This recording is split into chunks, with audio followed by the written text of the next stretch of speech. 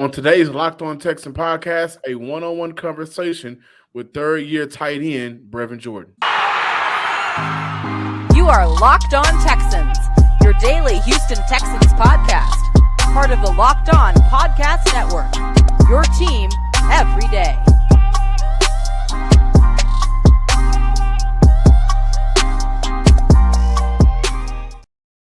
Welcome, everybody, to a Friday episode of the Locked On Texan podcast, a part of the Locked On Podcast Network, your team every day. If you are new to the Locked On Texan podcast, thank you for stopping by. Be sure to subscribe, like, and comment to the Locked On Texan podcast on YouTube. Follow us on Twitter at Locked On Texan, and like, comment, subscribe wherever you get your podcasts, including Apple Podcasts and Spotify. If you are one of our everydayers, thank you guys for checking us out again. We are close to 4,000 subscribers, so we can't do any of this without your help, your ears, your eyes, and most importantly, the Houston Texans, your team every day. I am John, some sports guy Hickman, your Texan football analyst, joined by none other than the Texans credential media member and Sports Illustrated's own Cody Davis, here to have a one-on-one conversation with Brevin Jordan. Before we get into that, which is what we'll kick the show off with, have a game show style segment, the rapid fire question, which is going to be super fun between Cody and myself, and then we'll end off with the YouTube comments. Going into his third year, Cody, Brevin Jordan, I think, is a player on the bubble, unfair that we've been able to judge him to his point. There's been a lot of chaos, which has ultimately played a role in why he's on the bubble in terms of when we look at this tight end position. Dalton Schultz signed in the offseason. Now it comes down to second-year tight end Tegan Quintoriano, veteran Mark Schreck, and Brevin Jordan, who did not capitalize on the opportunities he was able to get last year, had some drops, had healthy scratches. The one-on-one with Brevin Jordan, Cody, let's get that going. So, of course, you know, year 3 with the Houston Texans. How do you feel in general going into your third season? I feel good. Body feels good. I've leaned out a lot. I've lost a lot of body fat. I'm feeling good. I feel sharp. Feel excited and feel eager. I mean, there's no words for it. All those words are a combination of how I feel. I'm excited, bro. This offense is nice. You talked about, you know, you losing some of your, body weight, if I could put it that way. How is that going to be able to benefit you on the field as a player? I mean, it's just going to make me more explosive. I mean, to add muscle always weighs more than body fat. So, I mean, my weight's the same. I've just lost, I think 2-3% body fat. I've gained 2-3% muscle. So just continue to add in that regards to my game, man. It's going to help a lot. It's going to translate on the field. You talked about how excited you were playing in this offense. What is different from this offense this year versus the last 2 years? I mean, it all has kind of the same concepts. Everybody in the NFL runs somewhat the same concepts. I think more so it's just a fresh start. You know what I'm saying? Just, being around new coaches, the rookies, and just the energy that D'Amico and his staff brings to the building. I mean, I'm excited. You have to be. There's no other way to not be excited about it. What feels different about this coaching staff? I'm not trying to get you caught up with anything else, but what makes you feel different with this coaching staff? Because, even though this is year 3 for you, this is also the third coaching staff that you have to get adjusted to. Yeah, I mean, I've only been with this coaching staff for maybe, 4 weeks, 5 weeks. I haven't been together with that long, but there's not, I mean, the thing that I like a lot about this coaching staff is, they're young, they're energetic, and, they're flying around with us. I'm not saying there's a difference between the old staff and the new staff. There's, in that regard, there's young guys on the old staff, old guys on the old staff, new guys on our staff, old guys on our staff. But I think just the energy that D'Amico brings to the building, man, he's a former player. He can relate to us. So, I mean, we have no other option but to play hard for him. It feels like he's one of us. He's playing with us. Yeah. Last year, going back to your rookie season, you showed a lot of potential and promise. Last year was kind of somewhat of a down year. Right. Had a couple healthy scratches and stuff. How much of your second season is going to benefit you this upcoming year? I mean, I've worked myself tirelessly, man, to improve. I've worked myself tirelessly. There's no other options. There's no other options not to have a big year this year. That's the only option for me. Going into year 3, I gotta put all my marbles into one bag and just go. No thinking. There's no time for rookie mistakes. There's no time for young mistakes. It's all goes foot forward after the other. It's still early, of course, with this being voluntary OTAs, mandatory camp start next week. Then you have training camp. Right. What are some of the things that you're taking from OTAs that's going to benefit you as the rest of the offseason continues? Just continue to play fast. I mean, just continue to jump off the ball. Continue to be explosive. I mean, there's always progression that can be made as a football player, as an athlete in general. So I mean, just continue to play fast, continue to play explosive, and I feel like if I play fast, play explosive, my athleticism will help me take over. That was Brevin Jordan. Had an opportunity to catch up with him at the end of OTAs right before mandatory minicamp, guys. And I would like to say that Brevin Jordan, you can tell that he definitely knows the importance of this third season. He's worked on his body. You heard how excited he is not to just be a part of this new offense, but how excited he is being a part of this new coaching staff, especially with Coach DeMeco Ryans. And John, the one thing I love about Brevin Jordan, he is one of the guys that I'm starting to really build a relationship with, is the fact that it didn't matter if it was his rookie season when things looked promising. It didn't matter if it was, during the dog days of last season where he was getting healthy scratches, where a lot of us were sitting here scratching our heads, thinking to ourselves, why is Brevin Jordan a healthy scratch? And of course, going into this year, watching him in OTAs, watching him at mandatory minicamp, which by the way, he has looked very good. He has always been the same person, very positive, and someone who is always going to put in the work. The work I've seen him showcase throughout camp so far is the same mentality that I have seen over the last 2 years.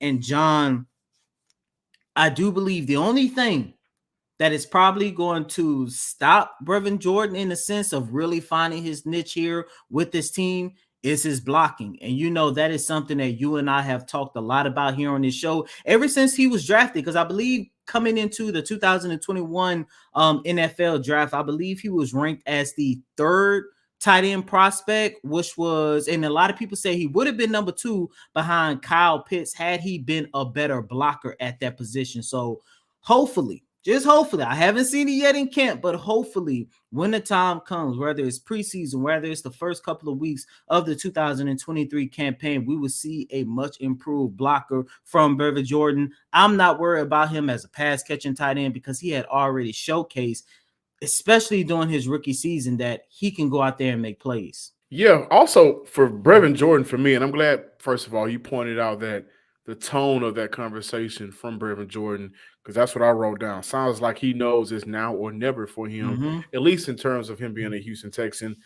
He also highlighted that he needs to go out there because of his athletic ability, go out there and make plays. And so that's what I'm looking at, because I'm glad you mentioned he has to be able to sustain blocks and be – that can't be as weak as it has been for him, right?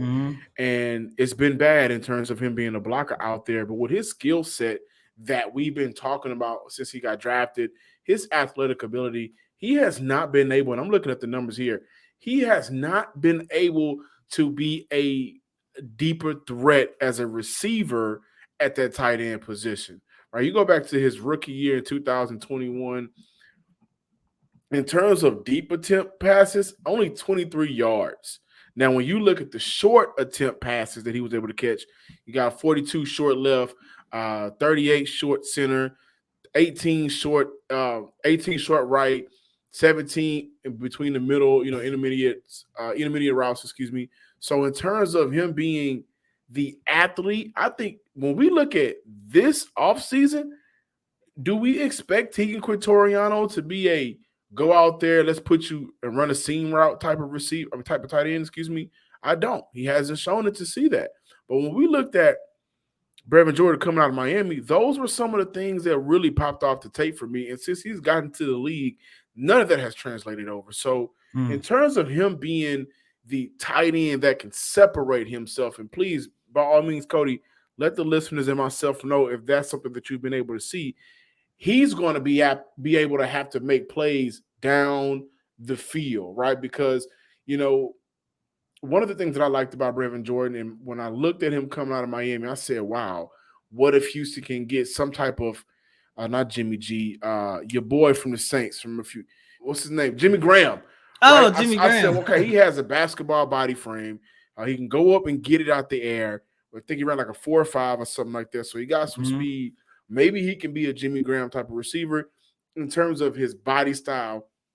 And what I saw out of Miami has been able to do that. So all of the ways he can beat out Tegan Quatoriano, like Cody mentioned, you got to be able to block much better. It's been atrocious at times. You got to be able to have that coaching staff trust you to be out on the field. How many healthy scratches did we see out of Brevin Jordan last year? And this was on a team that, in terms of wide receiver help and tight end help, lacked real talent on the field consistently. So those are two things that held him back.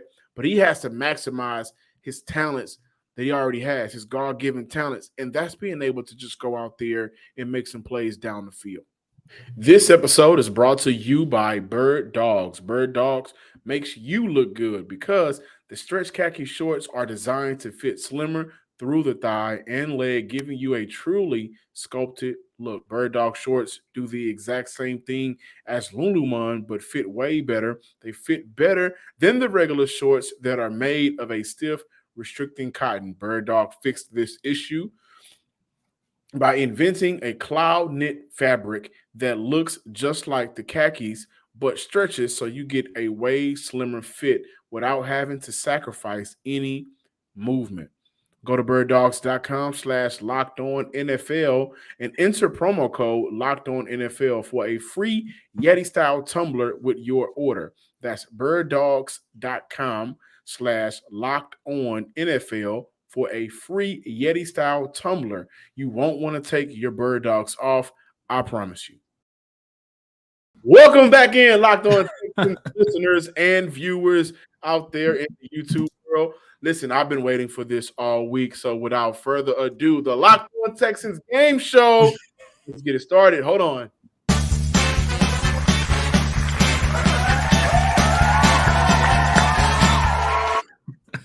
All right, so Cody and I have 5 questions that we're going to ask each other rapidly.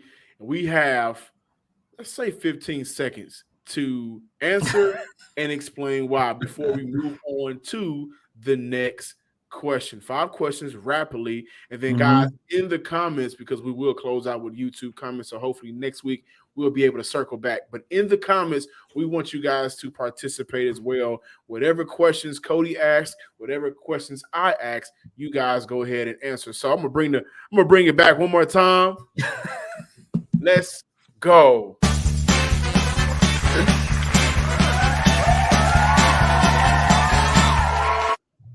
Cody, would you like to start it off? Start it off as the contestant or the host? The host. Okay, fine. Well, let's get started. Okay, first question. Perfect topic.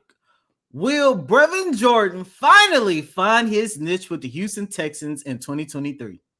I'm going to go no. I'm going to say that with Dalton Schultz arriving to this team, and I think how they're going to attack this offense in terms of wanting a guy out there to block, Tegan Quatoriano is the perfect option at tight end. Sounds good. 14 seconds. Look at that. Okay, question number 2. Ahmad Sauce Gardner dominated the league last year. 17 games, 75 tackles, 20 pass deflections, 2 interceptions, Pro Bowler, and first team All-Pro. Under new head coach DeMeco Ryans, will Derek Stingley Jr. have a better sophomore season than Ahmad Sauce Gardner? I'm going to go with yes. I think that we're going to see Derek Stingley in a system that plays to his strengths. He's going to be out there playing instinctual, and that's going to allow the game to come to him. I actually think that not Ahmad Sauce Gardner, Derek Stingley Jr. will be a Pro Bowler. Sounds good. Question number 3. This one's a good one.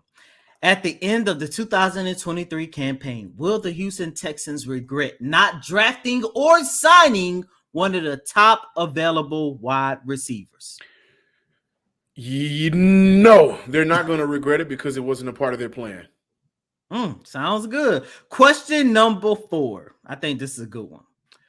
Will John Grenard receive a contract extension before next offseason? I'm going to go with no. Any reason why? I just think that he's not in a position right now. I just don't believe he's in a position to go out there and get a contract extension right now. Okay. Last question.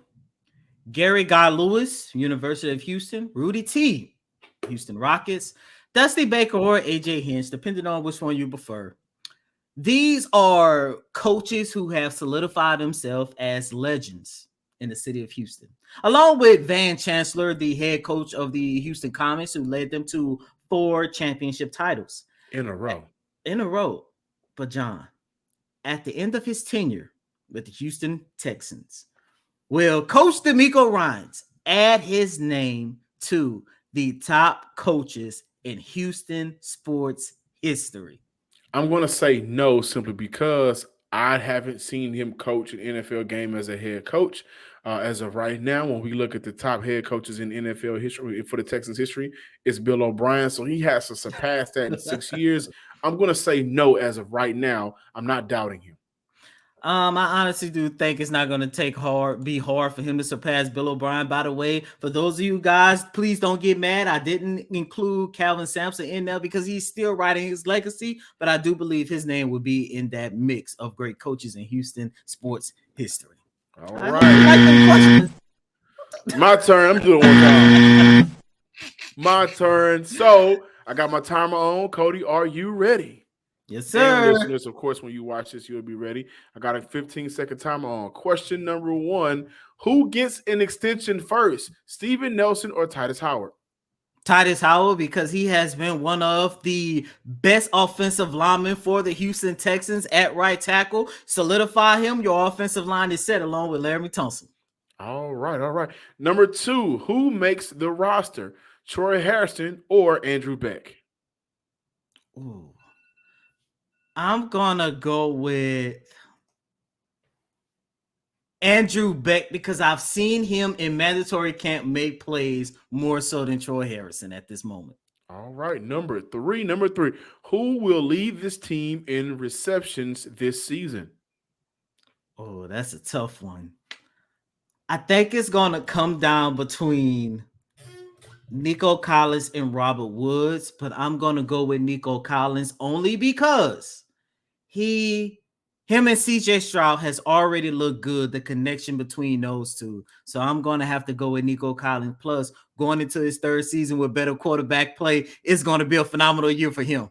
Okay. Number 4, will Kenyon Green start the year as the starter for the Houston Texans? I know a lot of people are going to hate this. We talked about it a little bit on yesterday, but I'm going to have to go with the devil. I'm gonna have to go with no. I understand that he is recovering from. I understand he's recovering from the knee injury, unfortunately. But like I mentioned, Michael Dater, Juice Scruggs, both of those guys have looked good at left guard, and I truly do believe that because he's battling with injuries once again, it is hampering his development. He's losing quality snaps that can help him in his 2nd season, unfortunately. Number 5, what's more likely, Derek Stingley Jr. getting 5 picks this season or Nico Collins reaching the 1K mark? Nico Collins reaching the 1K mark. I'm going to go. No. Only because Derek Stingley Jr. has Jalen Petrie in the backfield with him, who is also another ball hawk. You got to add Jimmy Ward as well. So it's going to be hard for him to reach 5 interceptions. Okay. Like I just mentioned, Nico Collins, CJ Stroud already has a connection. And if Nico can stay healthy, I do believe that this is going to be a career year. I'm not projecting 1K, but what's more likely, that or 5 interceptions from Derek Stingley? I think he just has more of an opportunity due to that position group not being as good as the defensive backfield. All right, ladies and gentlemen, that was the Locked On Texan Game Show. I am one of your hosts, John Some Sports Guy Hickman. Of course, I'm joined by the contestant host as well, Cody Davis. Until next time, which is next segment, thank you guys for watching the show. And we are out.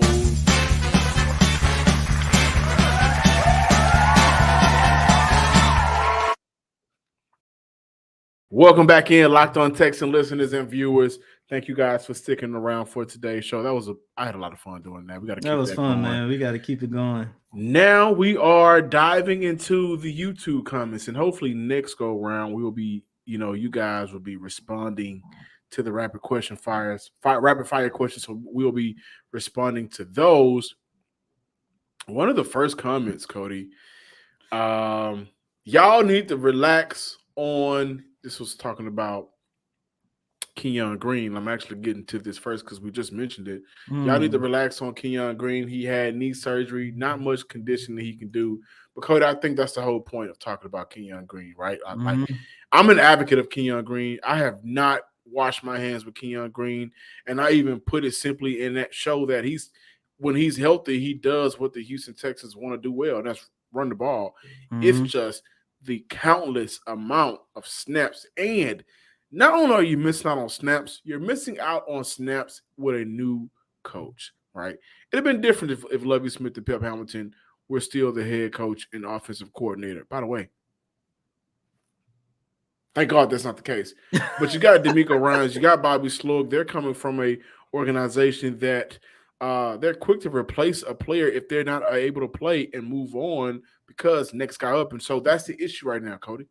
Yeah, and that was my whole point of even mentioning Kenyon Green to begin with. John, I'm not going to give up on Kenyon Green. I still think he could be a really good offensive lineman, but he has to stay healthy. And it's not just me that's starting to raise questions about Kenyon Green. Even Coach D'Amico Ryan, when you take a listen to what he had to say about the possibility of Kenyon Green being healthy, being ready at the start of training camp, it was concerning. I just want to play this video really quick, just one more time, so you could get a sense of what he had to say. Yeah, we'll see where Kenyon is come training camp. For Kenyon, he has to be ready to go, and the work that he puts in over the next few weeks, we'll see if he's ready to go out and compete. That sounds like a head coach who is non-committal about the possibility of Kenyon Green being ready at the start of training camp. By the way, in that same press conference that took place on Wednesday, he did mention that John Mechie will be ready at the start of training camp. So you take that for what it's worth. That's positive. That is some positive. So early in the week, we talked about J.J. Watt being inducted into the Ring of Honor for this franchise. Then we got to the conversation of who's going to be next, what current or future player or past player should be included into the Ring of Honor. Two comments from that. Actually, one of them was from a man, Random Looker, 6792. What are you looking at randomly? What are you looking That's at? my God. That's one of my favorite comments, by the way. Listen, he said, I hear y'all talking about who should be in the Texans Ring of Honor, but they will put John Weeks in there before they put in, and that's when we're talking about Aaron Foster, Brian Cushion, who I think still should be in some consideration, but some of those Texan greats, John Weeks in there before those guys. Cody, your take that. I mean, look, he has the all-time record for most games played in franchise history. I don't think they're going to put John Weeks in there. And look, this is what I would say. On Sports Radio 610 in the Loop on Wednesday, if I'm not mistaken, Cal McNair and Hannah McNair both was on In the Loop, and they talked about what is going to be the criteria of the Ring of Honor. And both of them came to the agreement saying that they wanted to make it an exclusive ball club. They didn't want it to make it to where you have people coming in from other cities looking at your Ring of Honor and saying, who is that? What did they do? And John, hearing that they're going to make it an exclusive ball club, I'm not too sure if they're going to add too many more names when you talk about past players. The main three that I could think of, I know I was really big on Jonathan Joseph, but after hearing the criteria, I don't think he's going to have an opportunity to make it, unfortunately. There's three guys that comes to my mind, DeAndre Hopkins, Dwayne Brown, and Arian Foster.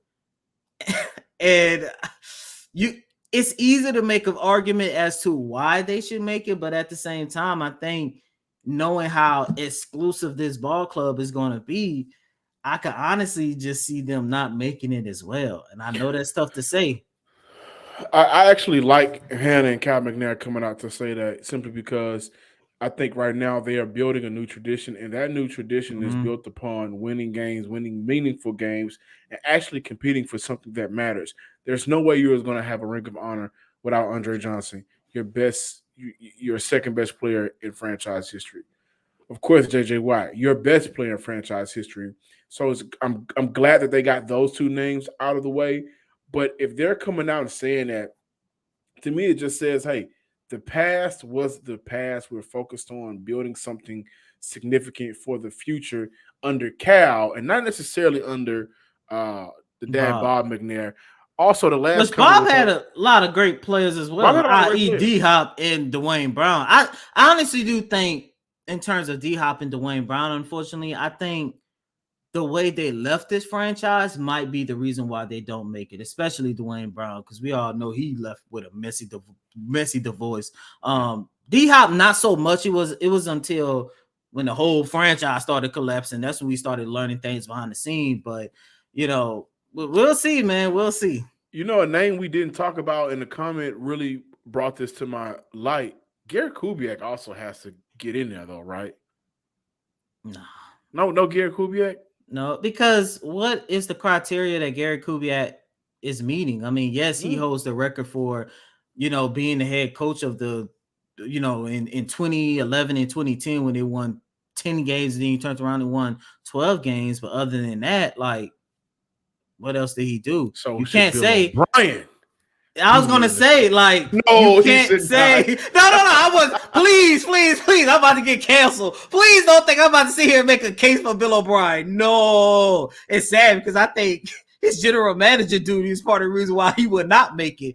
But I was just gonna say, Gary Kubiak unfortunately doesn't hold the title of winning in coaching franchise history in terms of percentages and number of wins, because unfortunately that goes to Bill O'Brien. Like, every time you say Bill O'Brien, it's literally like his own entity, a dark entity. It's like, man, D'Amico, if you don't do anything else right throughout these 6 years, just please get those records from Bill O'Brien. Everything. Thank you guys for checking out today's episode of the Locked On Texan podcast. Be sure to subscribe, like, and comment to the Locked On Texan podcast on YouTube. Also, make sure you subscribe and listen wherever you get your podcasts, Apple Podcasts and Spotify, or like the two biggest spots that you can go find us. Also, follow us on Twitter at Locked On Texans as well. Follow me on Twitter at John_Hickman12. And as always, I'm your host, Cody L. Davis. Please remember to follow me on Twitter at CodyDavis_24. Once again, it's Cody, COTYDAVIS_24. Until next time, ladies and gentlemen, remember, we are in the off season. We will be back on Tuesday because John is cutting a fit to have a day off. But until next time, ladies and gentlemen, peace.